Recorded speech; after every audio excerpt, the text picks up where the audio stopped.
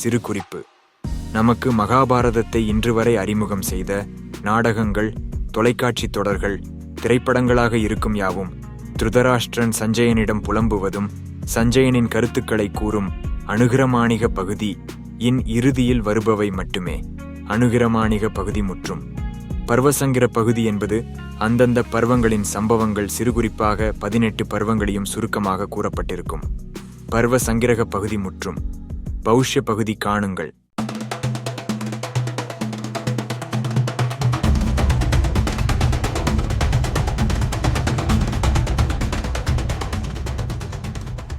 பரீட்சித்தின் மகன் ஜனமேஜயன் தனது தம்பிகளுடன் சேர்ந்து குருக்ஷேத்திரத்தின் சமவெளியில் நீண்டகால வேள்வி ஒன்றை நடத்தி கொண்டிருந்தான். சுருதசேனன், உக்ரசேனன், பீமசேனன் ஆகியோர் அவனுடன் பிறந்த 3 தம்பிகளாவர். அவர்கள் வேள்வியில் உட்கார்ந்திருக்கும் சமயத்தில் தெய்வீக பெண்ணாயான சரமாவின் குட்டி ஒன்று வேள்வி நடக்கும் இடத்திற்கு வந்தது. ஜனமேஜயனின் தம்பிகள் 3வராலும் நையப்புடைக்கப்பட்ட அது வலியுடன் கதறிக்கொண்டே தன் தாயிடம் ஓடியது. குட்டியிடம் விசாரித்த தாய் வேள்வி நடக்கும் இடம் வந்து ஜனமேஜயனிடம், என் மைந்தன் எந்த தவறும் செய்யாத போது அவனை அடித்து நியாயமா என கேட்ட கேள்விக்கு பதில் சொல்ல முடியாமல் நின்றனர். அப்போது சரமா கோபத்துடன், எக்குற்றமும் செய்யாத என் மைந்தன் உங்களால் அடிக்கப்பட்டதால் நீங்கள் அறியாதிருக்கும் சமயத்தில் தீமை உங்களை வந்தடையற்றும். தெய்வீக பெண் நாயான சரமாவின் சாபத்தால் ஜனமேஜயன் மிகுந்த பயத்திலும் மன அழுத்தத்திலும் சிக்கிக்கொண்டான். யாகம் முடிந்தபின் ஹஸ்தினாபுரம் திரும்பி தனது பாவங்களிலிருந்து விடுபடவும் சாபத்தின் விளைவுகளை குறைக்கவும் ஒரு சிறந்த புரோகிதரை தேடினான். ஒரு நாள் பரீட்சித்தின் பேரன் ஜனமேஜயன் வேட்டையாடிக் கொண்டிருக்கும்போது தன் அரசின் கீழ் உள்ள ஒரு பகுதியில் வசித்து வந்த பிரபல முனிவர் சுருதசிரவனை கண்டான். அவருக்கு சோமசிரவன் என்ற அர்ப்பணிப்புடன் தவத்தில் ஈடுபட்ட மகன் இருந்தான். அந்த முனிவரின் மகனை தனது புரோகிதராக நியமிக்க விரும்பிய ஜனமேஜயன் முனிவர் சுருதசிரவனை வணங்கி கேட்டான். ஓ ஜனமேஜயா, தவ அர்ப்பணிப்புகளில் ஆழமானவனும் வேத கல்வி கற்றவனும் என் தவத்தின் முழு சக்தியை கொண்டவனுமான இந்த எனது மைந்தன் சோமசிரவன் ஒரு பெண் பாம்புக்கு பிறந்தவன் ஆவான்.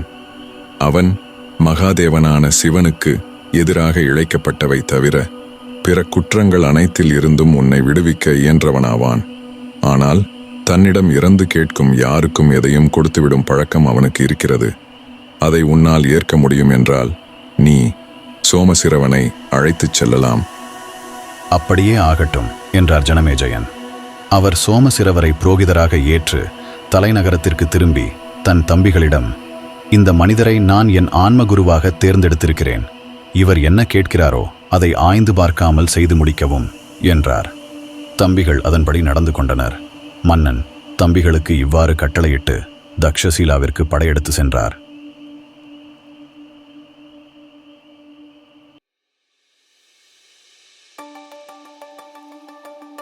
சௌதியே, ஜனமேஜயன் நடத்திய பாம்பு வேள்வியில் தானே பாரதம் உரைக்கப்பட்டது. அந்த வேள்வியில் தானா தேவலோக பெண்ணாயான சமராவின் சாபத்தை பெற்றார்கள்? ஆஹா சீடரே, உமது கவனத்திறன் அற்புதமானது. சாபம் பெற்ற வேள்வியானது வேறு, ஜனமேஜயன் நடத்திய பாம்பு வேள்வியானது வேறு. அது எப்படி நிகழ்ந்து என்பதை தவசியான அயோதா தவும்யர் வரலாறு மூலம் அறியலாம். அயோதா தவும்யர் என்ற முனிவர் இருந்தார். அவருக்கு உபமன்யு, ஆருணி, வேதா, பைதன் என்ற 3 சீடர்கள் இருந்தனர். ஒரு நாள் தவும்யர் ஆருணியை வயலில் உள்ள ஒரு வாய்க்காலின் நீரை அடைக்கச் சொல்லி அனுப்பினார். ஆருணி அங்கே சென்றபோது நீரை அடைக்க எதுவும் இல்லை என்று உணர்ந்தான். ஆசானின் கட்டளையை நிறைவேற்ற முடியவில்லையே என்று வருந்திய போது ஒரு முடிவை எடுத்தான். நான் தானே வாய்க்காலில் படுத்துக்கொண்டு நீரை தடுப்பேன் என்று கூறி தானே வாய்க்காலில் படுத்துக்கொண்டான். இதனால் நீர் அடைபட்டது. சிறிது நேரத்துக்கு பிறகு தவும்யர் ஆருணியை காணவில்லை என்று கேள்வி கேட்டார். மற்ற சீடர்கள், ஐயா, நீங்களே அவரை வாய்க்காலுக்கு அனுப்பினீர்கள் என்றார்கள். பின்னர் தவும்யர் அவரை காணச் செல்ல முடிவு செய்தார். வாய்க்காலுக்கு வந்து, ஆருணியே, நீ எங்கு இருக்கிறாய் என்று குரல் கொடுத்தார். ஆசானின் குரலை கேட்ட ஆருணி வாய்க்காலில் இருந்து எழுந்து அவரது முன்னிலையில் நின்றான். ஆருணி கூறினான், நீரை அடைக்க என்னால் வேறு வழி தெரியவில்லை. ஆகவே நான் தானே வாய்க்காலில் படுத்தேன். உங்கள் அழைப்புக்கு பிறகு எழுந்து வந்தேன். இனி என்ன செய்ய வேண்டும் என்று கூறுங்கள் என்றான். இதற்கு தவும்யர், நீர் திறந்ததால் இனி உன் பெயர் உத்தாலகன். நீ என் வார்த்தைக்கு கீழ்ப்படிந்ததால் உனக்கு நற்பேறு கிடைக்கும். எல்லா வேதங்களும் தர்மசாத்திரங்களும் உன்னுள் ஒளிரும் என்று ஆசீர்வதித்தார். இதைத் தொடர்ந்து ஆருணி தனது நாட்டுக்குச் சென்றான். ஓ சவுதியே, இதில் எங்கே? சீடரே, சற்று பொறும். தனது சீடர் உபன்யுவிற்கு சற்றே அதிக சோதனை கொடுத்தார். கால்நடைகளை மேய்ப்பதும் யாசகம் பெறும் உணவை குருவுக்கு கொடுத்த பின் தனக்காக யாசகம் பெறக்கூடாது என்றும், ஒருவர் இருமுறை யாசகம் பெறுவது யாசகம் பெற்று வாழும் மற்றவர்களின் பல தேவைகளை அளிப்பதாகும். எனவே இருமுறை யாசகம் பெற அனுமதிக்கவில்லை. பசுவின் பால், அதன் நுரையை கூட அருந்த அனுமதிக்கவில்லை. உபமன்யு காட்டில் கிடந்த எருக்க இலையை உண்டதால் கண்கள் குருடாகி குழியில் விழுந்துவிட்டான். அனைத்தையும் பயன்படுத்துவதில் இருந்து உபமன்யு என்னால் தடுக்கப்பட்டான் என்பதாலேயே உண்மையில் தாமதமாகியும் அவன் இன்னும் இல்லத்திற்கு வராமல் இருக்கிறான் என கருதி அவனை தேடி சென்றனர். குழியில் அவனை கண்டதும் காரணம் அறிந்து கொண்டு, தேவர்களுக்கே வைத்தியர்களான அஸ்வினி இரட்டையர்களை போற்று, அவர்களால் உனக்கு பார்வை கிடைக்கும் என கூறி சென்றார். உபமன்யு துதிக்க துவங்கினான். ஓவிஜாசுவினிகளே, நீங்கள் படைப்புக்கு முன்பிருந்தவர்களும் முதலில் பிறந்தவர்களும் ஐம்பூதங்களில் காட்சியளிப்பவர்களும் ஆவீர்கள். நான் தியானத்தாலும் ஞானத்தாலும் இதை அறிந்து உங்களது உதவியை நாடுகிறேன். நீங்கள் முடிவில்லாதவர்களும் ஆன்மாவிலும் உறைபவர்களும், நீங்கள் மரம் போன்ற உடலில் இருக்கும் பறவையும் அனைத்து உயிர்களின் பொதுத்தன்மையும் ஆவீர்கள். நீங்களே அழியாதவர்களும் தவறிழைக்காதவர்களும் மோதல்களில் வெற்றி பெறுவோருமாகவும் உள்ளீர்கள். நீங்கள் காலத்தை கட்டுப்படுத்துபவர்கள். கதிரவனை படைத்து பகலும் இரவும் இணைந்த ஆடையை உருவாக்கினீர்கள். அதே ஆடையை வைத்து தேவர்களுக்கும் பித்ருக்களுக்கும் 2 கர்மங்களை படைத்தீர்கள். மாடுகள் 360 நாட்களை பிரதிபலித்து ஒரு கன்றுக்குட்டியை ஈன்றெடுக்கின்றன. அதுதான் ஒரு வருடம். உண்மையை தேடுபவர்கள் பல பாதைகளில் தொடர்ந்து ஞானம் எனும் பாலை அந்த கன்றுக்குட்டியின் தயவால் பெறுகின்றனர். அசுவினிகளாகிய நீங்களே அந்த கன்றுக்குட்டியை படைப்பவர்கள். நான் இப்போது சிரமமான காலத்தில் இருக்கிறேன். அசுவினிகள், என்னை காலச்சக்கரத்தின் பிடியில் இருந்து விடுவியுங்கள். நீங்கள் இந்த அண்டத்தின் ஐம்பூதங்களும் அனைத்து உலகங்களின் அடிப்படையாகவும் இருக்கிறீர்கள். 3 நிறங்களை இணைத்து பார்வையில் படும் உலகத்தை உருவாக்கினீர்கள். எனக்கு பார்வையை கொடுத்து எனது வாழ்வை காப்பாற்றுங்கள். ஓ மானிட உபமன்யுவே, உனது துதியால் மகிழ்ந்தோம். இந்த அப்பத்தை உண்டு உனது பார்வையை பெறுவாய். உனது ஆசானும் இவ்வாறே பெற்றார். அசுவினிகளே, ஆசானுக்கு அர்ப்பணிக்காமல் எதையும் பெறமாட்டேன். உனது குரு பக்தியை கண்டு மகிழ்ந்தோம். உருக்கால ஆனா பல்லை பெற்ற உனது குருவை விட தங்கத்தால் பல்லையும் பார்வையையும் பெறுவாயாக. அயோதா தவும்யர் உபமன்யுவை வாழ்த்தி ஆசீர்வதித்து அனுப்பி வைத்தார். தனது சீடரனா வேதாவை தனது வீட்டில் சில நாட்கள் தங்கி சேவை செய்யச் சொன்னார். வேதா தன் ஆசானின் வீட்டில் தங்கி எந்த குறைமையையும் மனதில் கொள்ளாமல் மிகவும் உழைத்தார். இதனால் ஆசான் மிகவும் மகிழ்ந்து வேதாவுக்கு நற்பேற்றையும் அறிவையும் வழங்கினார். தான் கல்வி அனைத்தையும் முடித்த பிறகு வேதா ஆசானிடம் அனுமதி பெற்று இல்லற வாழ்க்கையில் நுழைந்தார். தன் சீடர்களை துன்பப்படுத்தக்கூடாது என்ற எண்ணத்தில் அவர்களுக்கு எந்த கடினப் பணியையும் கொடுக்காமல் இருந்தார். வேள்வி காரியம் குறித்து பேச பௌசியன் மற்றும் ஜனமெஜேனின் அழைப்பினால் ஹஸ்தினாபுரம் செல்லும் முன் தன் சீடன் உதங்கனை தனது குடும்பத்தை கவனிக்கச் சொன்னார். உதங்கா, வீட்டில் எது வேண்டுமோ அதனை செய்து நன்றாக கவனிக்க என்று உத்தரவிட்டார். சில நாட்களில் ஆசிரம பெண்கள் ஆசானின் மனைவி ருதுவாகியுள்ளார் என கூற, உதங்கனோ, உங்கள் பேச்சை கேட்க மாட்டேன், ஆசானிட்ட கட்டளையை மட்டுமே பின்பற்றியிருப்பேன் என நிராகரித்தை அறிந்த வேதாவும் மகிழ்ந்து உதங்கனை வாழ்த்தி அவனது இல்லத்திற்கு செல்ல உத்தரவு கொடுத்தார். ஆனால் உதங்கனோ, ஆசானே, நான் நீர் விரும்பியதை செய்ய தயார். ஆனால் வழக்கத்துக்கு மாறாக விரும்பாத முறையில் நான் கல்வியை பெற்றால் அல்லது நீங்கள் அதனை அளித்தால் இருவருக்குள் ஒன்று கெட்டுப்போகும் அல்லது நம்மிடையே பகை உருவாகும் என்று சொல்லப்பட்டுள்ளது. எனவே நீங்கள் என்னை அனுமதித்தாலும் உங்களுக்கு ஏதாவது வெகுமானம் கொண்டுவர விரும்புகிறேன். உதங்கா, எனது மனைவியிடம் கேள், அவள் கேட்பதை குரு தட்சணையாக கொடு. தாயே, வணக்கம். மகனே உதங்கா, மன்னன் பௌசியனின் ராணி அணிந்திருக்கும் காது குண்டலங்களை யாசகமாக பெற்று 4 நாட்களுக்குள் கொடுக்கவும். இன்றிலிருந்து 4ஆம் நாள் நீ வரவில்லை என்றால் குருவின் பலன்கள் உனதாகாது.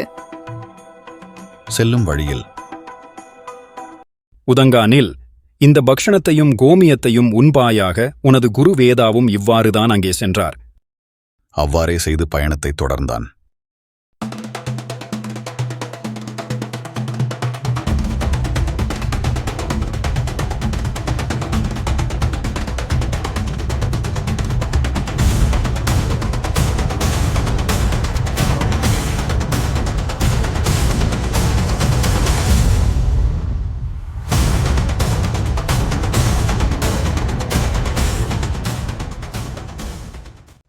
வாருங்கள் தவசியே, ஆசான் வேதாவின் சீடரே தாங்கள் வந்ததன் நோக்கம்.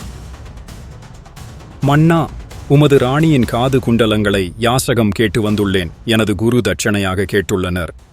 அதை அந்த புறத்தில் உள்ள ராணியிடமே கேட்டு பெற்றுக்கொள்ளவும், செல்லும்போது வாரும் உணவு அருந்தி செல்லலாம். மன்னா ராணியார் அங்கு காணப்படவில்லை. யாசகம் கொடாமல் தவிர்ப்பது தர்மமாகாது. அசுத்த நிலையில் இருப்போருக்கு கண்களுக்கு புலப்பட மாட்டாள். நீர் தூய்மை செய்து பின் செல்வீராக. ஆசானின் சீடரே, உமக்கு குண்டலங்களை கொடுப்பதில் மகிழ்ச்சியே.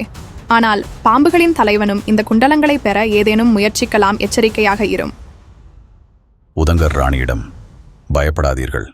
பாம்புகளின் தலைவனான தக்ஷகன் என்னை ஏமாற்ற முடியாது என கூறிவிட்டு பௌசியனிடம் சென்று நன்றி கூறினான்.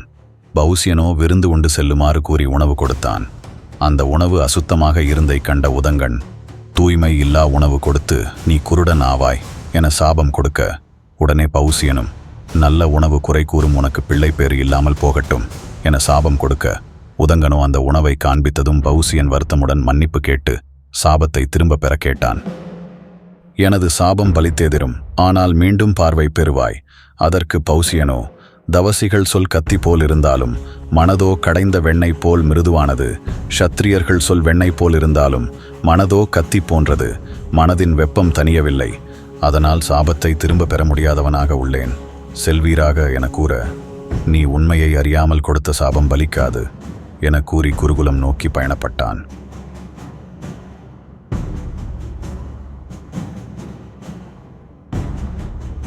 செல்லும் வழியில் தக்ஷன் குண்டலங்களை பறித்துக்கொண்டு நாகலோக பொந்துக்குள் சென்றான். உதங்கனும் இந்திரனை வேண்டியதும் வஜ்ராயுதம் மூலம் வழியை உண்டாக்க, உதங்கனும் பிரம்மாண்டமான முடிவில்லா நாகங்கள் உலகிற்குள் சென்றான்.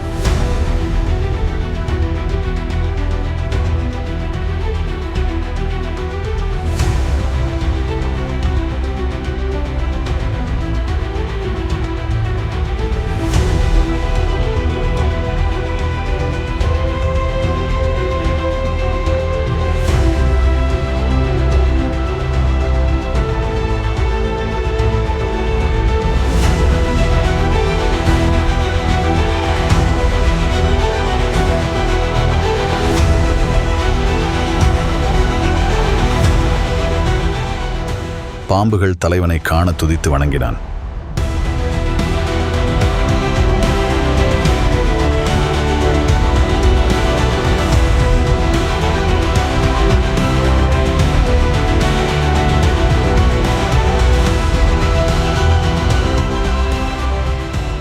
பாம்புகளை வணங்கியும் அவனுக்கு குண்டலங்கள் கிடைக்காததால் அவனுக்கு அறிகுறியாக கண்ட பிம்பங்களை வைத்து இந்திரனை துதிக்க கருப்பு குதிரையில் ஒருவன் வந்தான். உதங்கனை ஊத சொன்னதும் அதிசயம் நிகழ்ந்தது.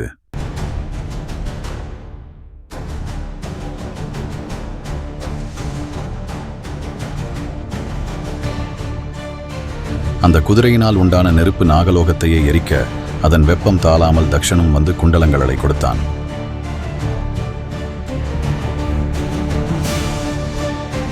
குண்டலங்களை பெற்றுக்கொண்டு குதிரை வீரன் உதவியுடன் ஆசிரமம் அடைந்தான். ஆசானே வணக்கம். குண்டலங்களை கொண்டு வந்தேன். ஆசானே, மன்னனை காணா போகும்போது காளை மீது அமர்ந்து கோமியம் மற்றும் பக்ஷ்ணம் அருந்த சொன்ன நபர் யார்? நாகலோகத்தில் கண்ட அந்த கருப்பு குதிரையும் வீரனும் யார்? கருப்பு வெள்ளை பெண்கள் யார்? சக்கரம் சுற்றியது 6 சிறுவர்கள் சுற்றி கொண்டிருந்தது என்ன? இவையெல்லாம் நான் கண்டவை. இதற்கு விளக்கம் கொடுத்து என்னை வாழ்த்துங்கள். உதங்கனே, உனக்கு நன்மை உண்டாகட்டும். காளை மீது இருந்தது இந்திரன், அந்த காளை யானைகளின் தலைவனான ஐராவதம். அந்த குதிரை அக்கினி தேவன், அதை இயக்கியது வருணன். அந்த இரு மங்கையரும் ததாவும் விததாவும் ஆவர். கருப்பும் வெள்ளையுமான நூல்கள் இரவையும் பகலையும் குறிக்கின்றன. 6 சிறுவர்களால் சுழற்றப்படும் 12 ஆரங்களுடன் கூடிய சக்கரம் 6 காலங்களை கொண்ட வருடத்தை குறிக்கிறது. நீ உண்ட காளையின் சாணம் அமிர்தமாகும். அதனால்தான் நீ பாம்புகளின் வசிப்பிடத்திலிருந்து உயிருடன் திரும்பினாய். இந்திரன் எனது நண்பன். உன் மீதிருந்த கருணையால் உனக்கு உதவி செய்திருக்கிறான். அதனால் தான் குண்டலங்களுடன் நீ பாதுகாப்பாக இங்கு வந்தாய். உன்னை விடுவிக்கிறேன். நீ நலம் அனைத்தும் பெறுவாய். குருவிடமிருந்து ஆசியும் உத்தரவும் பெற்ற உதங்கன் தக்ஷகன் மீதிருந்த அதிகமான கோபத்தால் உந்தப்பட்டு ஹஸ்தினாபுரம் சென்றான். சிறிது காலத்திற்கு முன் தக்ஷசீலத்திலிருந்து வெற்றியுடன் திரும்பிய ஜனமேஜயனுக்காக காத்திருந்தான். ஓ மன்னர்களுக்கு மன்னா, உனது தந்தை பரீட்சித்து தக்ஷகனால் கொல்லப்பட்டான். உனது தந்தையின் மரணத்திற்காக அந்த பாம்பை நீ பழிவாங்க வேண்டும். விதிவசத்தால் நீ பழிக்கு பழிவாங்கும் நேரமும் வந்துவிட்டது.